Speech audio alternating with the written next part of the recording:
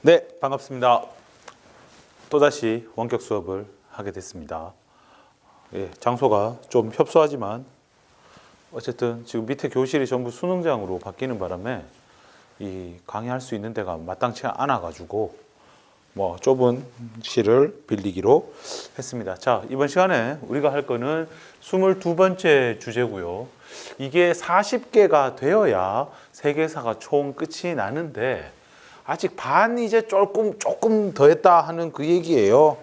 예, 머리 아픕니다. 자, 하여튼 보도록 하겠습니다. 우리가 이제 저번 시간까지 해가지고 우리가 중세에 대해서 배웠는데 이제 근대 시대로 넘어가게 됩니다. 중세에서 근대로 넘어갑니다. 흔히 우리가 그 시대를 구분하는 데 있어가지고 3구분, 3개로 구분을 많이 하거든요. 그게 고대, 중세, 근대 이렇게 주로 한단 말이에요. 그러면 이제 고대가 그리스 로마라면 중세가 저번 시간부터 우리가 배웠던 그 게르만족의 이동부터 해가지고 쭉 이어지는 그 시대인데, 그리고 이후에 시민혁명을 하게 되면서 이제 근대 사회라고 부르는 시대로 넘어가게 되는데, 사실 이 르네상스와 종교개혁은 중세에서 근대로 넘어가는 어떤 그런 과도기적인 부분을 보이고 있다 하는 이야기입니다. 문화 예술적인 변화가 르네상스라고 하면요, 종교개혁은 그동안 그 중세 시대에 많은 사람들을 지배했다고 말할 수 있는 어떤 종교에 있어서의 변화, 그지? 그리고 마지막으로 신앙로개척, 이렇게 세 가지를 둘 수가 있을 것 같아요. 네, 그게 중세와 근대의 과도기에 일어난 현상이다. 문화적, 예술적으로는 뭐 르네상스 종교개혁을 통해 가지고 신중심에서 인간 중심의 시대로 변해갔다라고 하는 거고, 신앙로개척으로 인해서 좀 더 다양한 넓은 의미의 세계사가 펼쳐지게 된다. 그러면서 근대라는 시기가 나왔다. 이렇게 이해하시면 될 것 같습니다. 뭐 그리고 그 사이에 이제 정치적으로 보면은 뭐 절대왕정, 네, 이런 것도 이야기할 수가 있겠네요. 네, 이렇습니다. 자, 그렇다면 르네상스부터 해서 해 나갈 텐데 뭐 강의를 되게 많이 올릴 예정이라 가지고 그냥 담백하게 그냥 웬만하면 헛소리 안 하고 빨리빨리 넘어가도록 하겠습니다. 자, 르네상스입니다. 르네상스라는 말은 일단 그 프랑스어에서 뭐 재생, 뭐 부활, 뭐 이런 거를 의미한다 하더라고요. 그래서 이 르네상스 뭘로 재생시키고 뭘 부활했냐? 바로 고대에 있었던 그리스 로마 문화, 중세 시대로 들어오면서 단절되었던 그 고대 그리스 로마 문화를 다시 재생한다. 이렇게 이해하시면 될 것 같습니다. 자, 정리할게요. 14에서 16세기에 그리스 고전 문화의 그리스 로마 요 고전 문화의 부활이다. 네, 고전 문화의 부활이다. 시작은요, 이탈리아에서 시작돼요.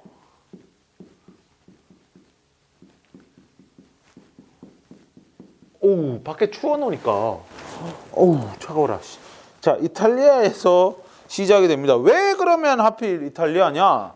이탈리아가 옛날에 뭐였어요? 이 로마 제국의 중심지였잖아요. 로마 제국의 중심지라는 건 그만큼 로마 시대의 문화를 많이 간직하고 있다, 이렇게 볼 수가 있는 거고, 그리고 경제가 발달했죠. 이탈리아의 십자군 전쟁 이후로 이탈리아에 장사하던 이탈리아에서 장사하던 이탈리아 장사꾼들이 엄청나게 많은 이득을 취하죠. 그러면서 이제 이탈리아 쪽에 아주 대규모 도시가 발달했다라고 얘기를 했을 거예요. 뭐 베네치아, 제노바, 뭐 피렌체, 밀라노, 피사 뭐 이런 데 있잖아요. 이런 데가 막 발달해. 그러니까 돈이 있으니까 문화가 발전을 하는 거예요. 물론 뭐 정말 뭐 척박한 환경 속에서도 막 풀이 돋아나고 막 이런 경우가 있긴 하지만 대체로 이런 윤택한 환경 속에서 좋은 문화가 좋은 문화라고 하기엔 그렇고 새로운 문화가 발달하게 되는 겁니다. 그리고 비잔티움 제국이 이때부터 상태가 많이 안 좋아요. 뭐 16세기, 15세기, 1453년에 망하니까요. 그죠? 요 비잔티움의 학자들도 많이 이주를 했어요. 네, 비잔티움은 뭐 저번 시간에도 저저번 시간이네요. 그때도 얘기를 했지만 그리스 문화를 보존했던 그런 곳이잖아요. 그리스 문화에 대해서 어떤 연구가 깊이가 있었던 그런 곳인데 이 비잔티움 제국이 쇠락하면서 학자들이 이탈리아로 많이 들어왔다 하는 겁니다. 그래서 이탈리아에서 시작이 됐어요. 자, 특징을 보자면 인문주의라는 말을 많이 해요. 인문주의. 영어로 번역하자면 이제 휴머니즘, 인간 중심의 문화다. 예전에 그리스 로마 시대의 문화의 특징이 뭐였어요? 인간 중심이다. 실용적이다. 이런 거잖아요. 로마 하면은 그런 문화가 이제 넘어오게 된다 하는 이야기입니다. 그래가지고 일단 르네상스에도 좀 어느 정도의 종류랄까 차이랄까 보이는데 그게 이제 이탈리아 쪽의 르네상스랑 그리고 저 알프스 이북, 알프스가 이제 뭐 프랑스, 스위스, 뭐 오스트리아, 또 이탈리아 이런 데 걸쳐 있거든요. 그 이탈리아에서 위로 유럽 위쪽으로 넘어가는데 알프스 산맥을 꼭 지나야 돼요. 그래서 한니발이 거기를 넘어서 이탈리아로 들어왔다고 했잖아요. 포에니 전쟁 때. 자, 그래서 이탈리아 쪽의 르네상스는요. 이 알프스 이북의 르네상스랑 차이가 있다 하는 거예요. 알겠지요? 자, 그러면 일단 이런 문화를 하는 주체도 다릅니다. 이 이탈리아 같은 경우에는 도시나 거기에 있는 시민들이 중심이 되었다고 한다면 알프스 이북에서는요. 16세기 이후에 등장하게 되는 그 절대군주들 얘들이 중심이 되었다. 이렇게 일단 간략하게 정리를 하고요. 이제 개별적인 특징은 이거 다음과 같습니다.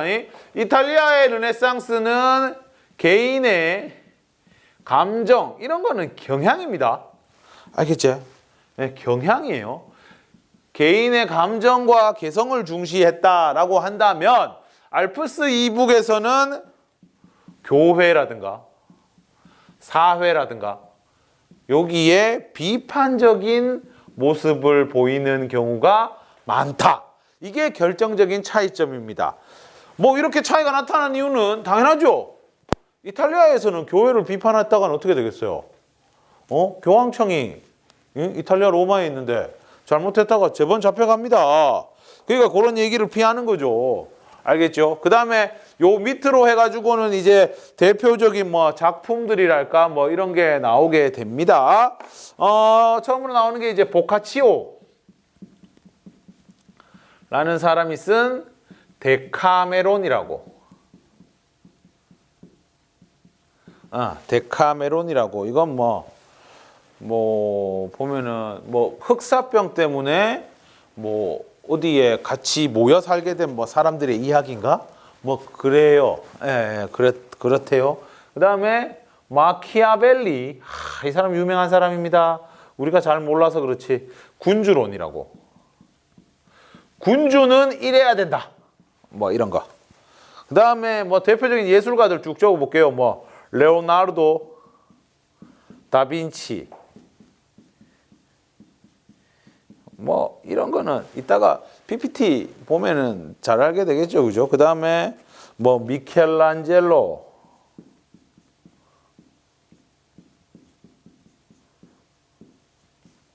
라파엘로